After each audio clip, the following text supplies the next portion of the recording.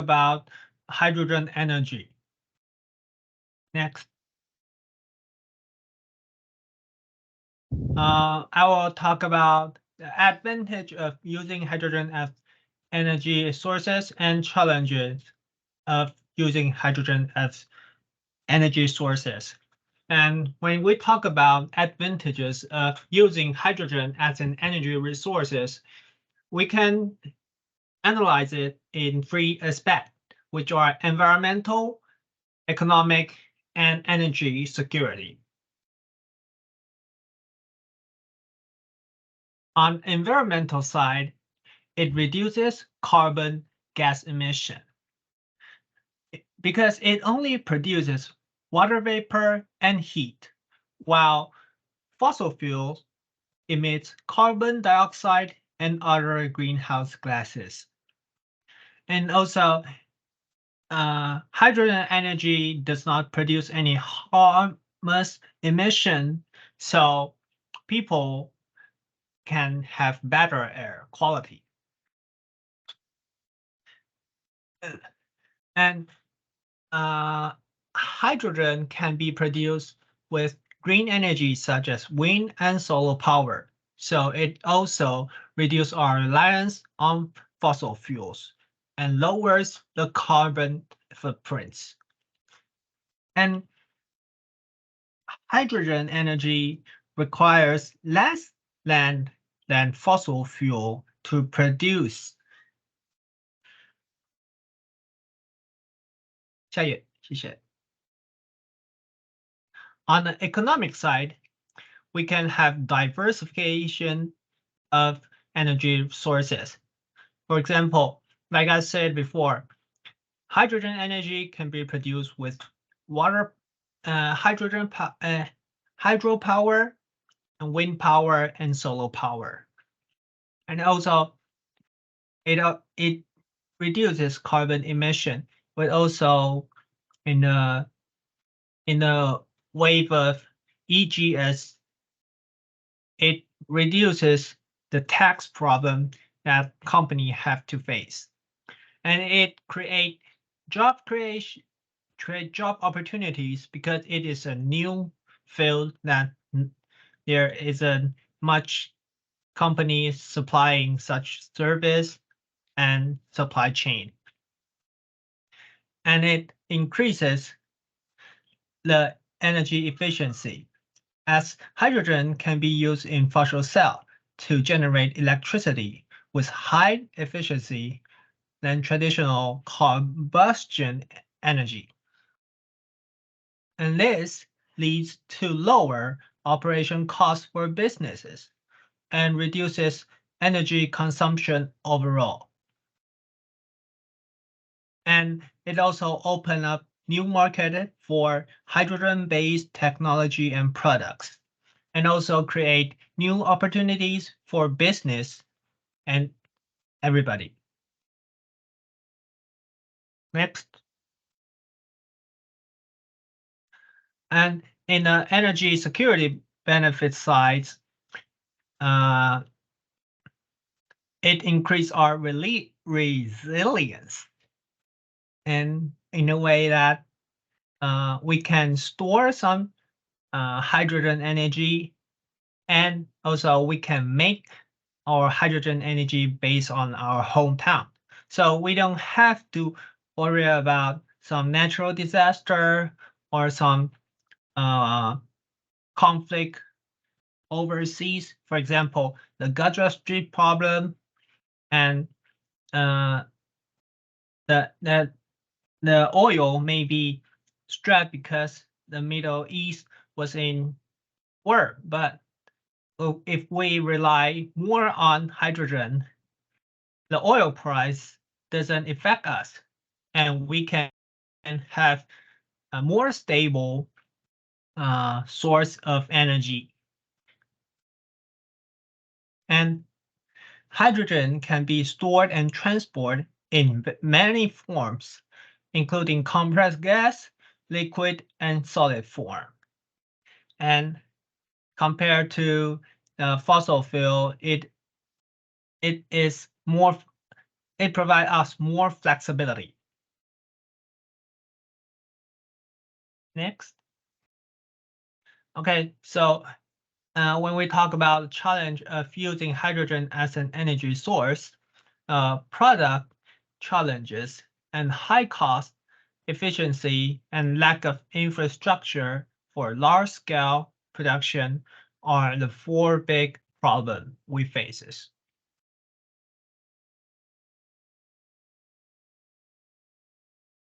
Next. So when we talk about the production challenges, first, we have to talk about the high cost of production. And next, we'll talk about the low efficient of production. Next. So we see on the left side of the picture, which shows the cost of making gray hydrogen compared to the right side, which is the cost of creating green hydrogen. And we can see that the cost of creating green hydrogen is over twice the cost of the green hydrogen. So we can see that hydrogen is the technology nowadays is still not so economy for creating green hydrogen. Next. Okay, so when we talk about the low efficiency, electrolysis is low efficiency in its nature. And as the technology develops better, maybe better. However, now it is still low efficient. And as for the production environment, the production of hydrogen from renewable energy sources like solar and wind power is still in early age, and it's not yet cost effective and efficient enough to use in a large scale. And the last problem is that the energy required for the production. There are significant losses in efficiency during the storage and transportation of hydrogen. And as hydrogen is low density energy, it requires large volume to store and transport compared to other fossil fuel, which make it difficult and expensive to transport for long distance. Next. Okay, so the last is that we all know that the infrastructure for large-scale production of hydrogen is still in lack. So we still need many helps. However, there are some large-scale hydrogen production currently underway, which are Asian Renewable Energy Hub in Australia, the North Sea Wind Power Hub in Europe, H2H Saltend project in the United Kingdom, Clean H2 Fuels Initiative in the United States, H2 West project in Germany, Hybrid project in Sweden, NEOM project in Saudi Arabia, and Al Shaheen project in Qatar. Next would be my partner's part. Okay, so I will be talking about the production of hydrogen.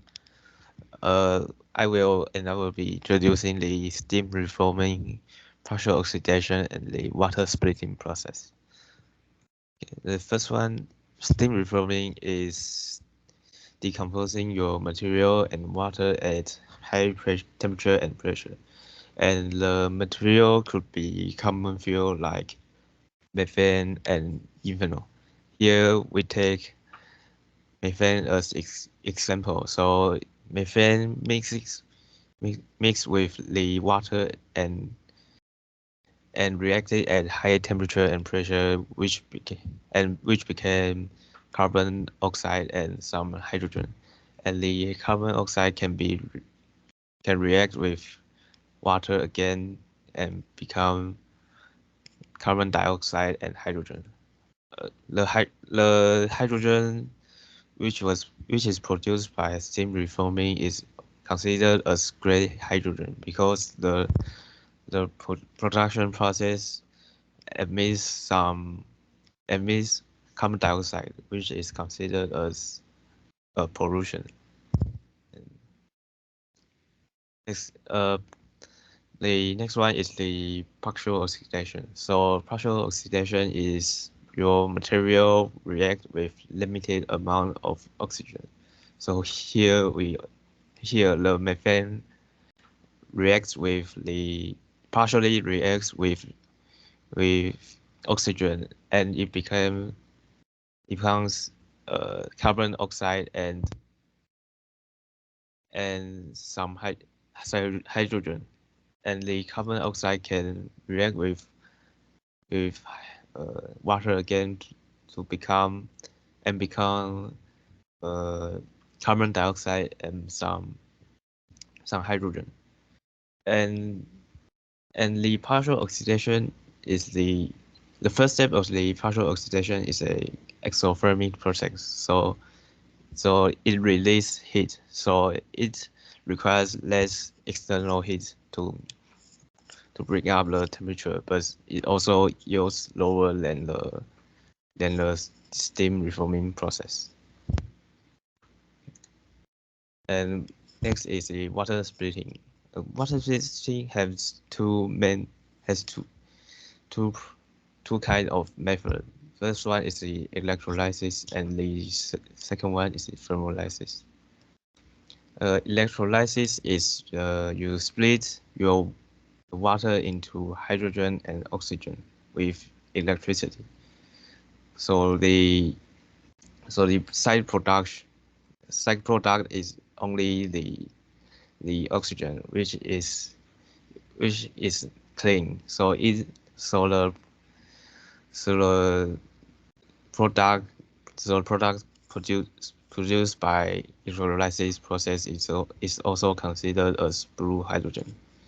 But although it is clean, it has higher cost because it has to consume large amount of electricity.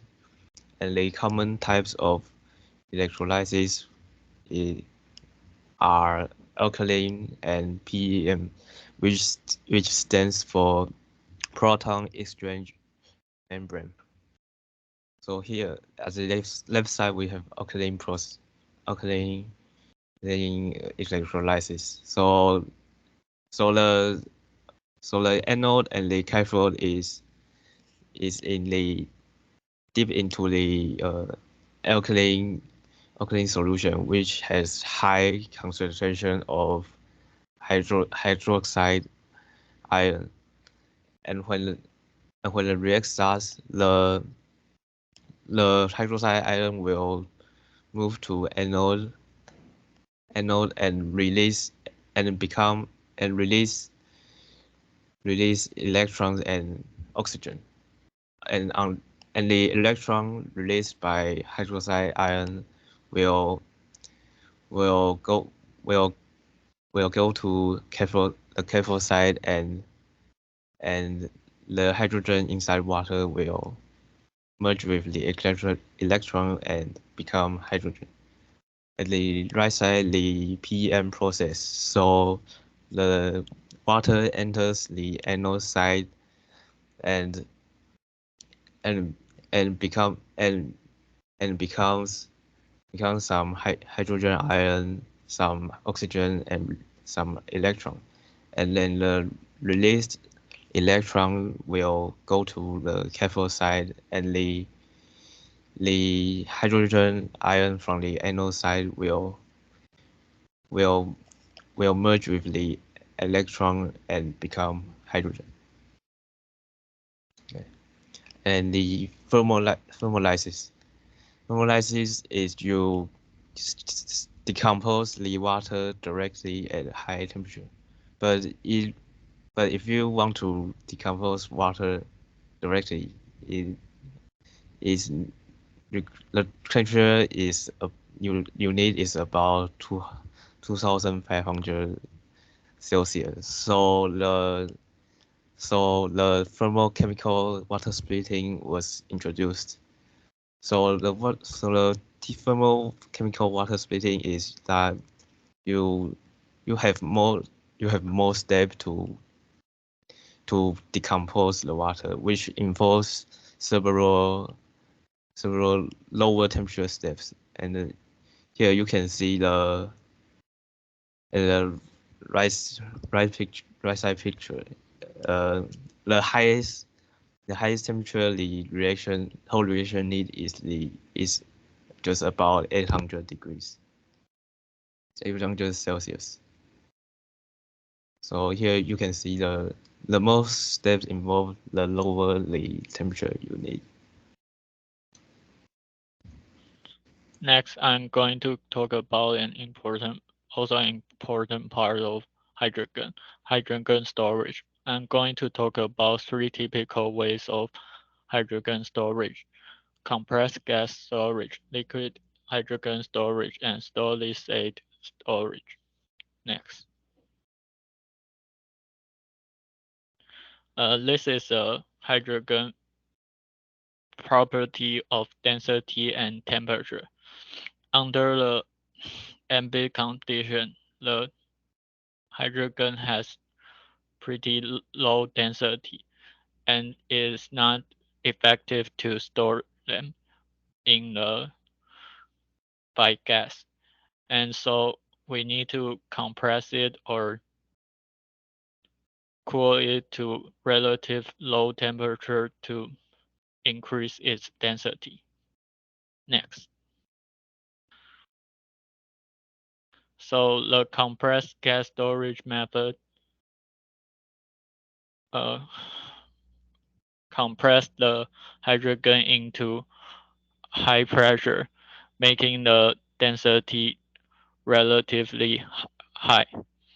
And the advantage of compressed gas storage is that it is a relatively mature technology and it has low capital cost and it can be refilled quickly. But the disadvantage is that it requires high pressure storage vessel which can be heavy and bulky, and the energy density is limited, and the compression process can be energy intensity, and it also increases the risk of rupture or leakage. Next.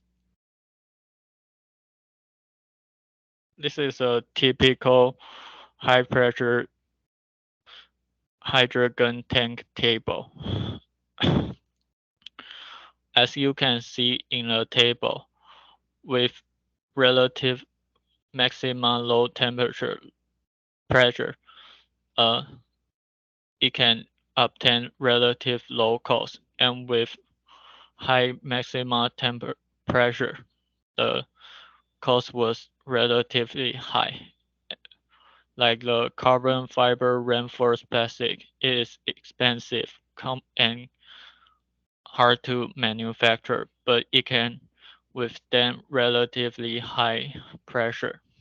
Next. Liquid hydrogen storage makes hydrogen into relative low temperature, about minus 253 degrees Celsius to make it liquefied. The advantage of that is that it can have higher energy density than compressed gas, and it can be refilled quickly. The disadvantage is that it requires hydraulic temperatures, and the hydraulic storage vessel can be expensive. And as the temperature is quite low, the heat transfer among the storage and out and the environment is hard to avoid. Boil-off loss can occur over time. Next. Unlike the former two storage method, solid-state storage uses special designed material to combine with hydrogen to store it. The advantage is that it can offer high volume and gravitational energy density, and no hydraulic temperatures required. And it is potentially safer than gas or liquid storage. And the disadvantage or says challenge is that it is a relative new technology that is still developing, and it can be expensive to manufacture and scale up. This is the end of our presentation. Thank you for listening.